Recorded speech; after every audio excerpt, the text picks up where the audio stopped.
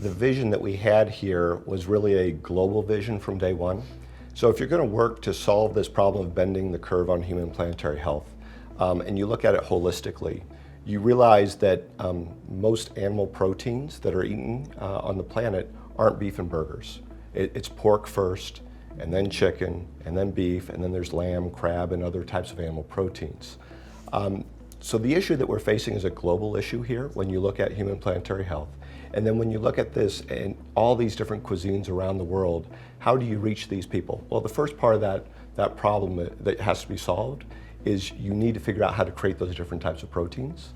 Once you've figured out how to create those proteins, you need to make sure that you have not just the taste and texture right and the nutritional profile right so that it has a healthful profile, but you also need to make sure that it handles, stores, and cooks and prepares like conventional meat.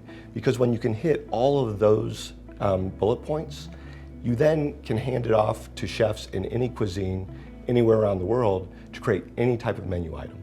And so that was the idea, is how do we solve this problem so that any culture, any chef, anywhere, can use premium plant-based meats to replicate the cuisines that people love, whether that be in Thailand or China or the United States or Latin America.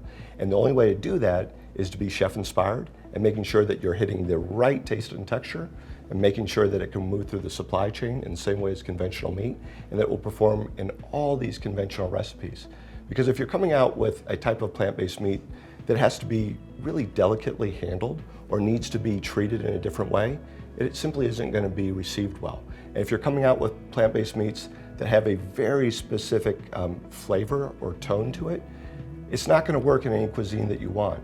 And so our objective was to make sure that it would work in Thai, Chinese, Italian, American, virtually any type of cuisine. And that's the benefit of being chef-inspired.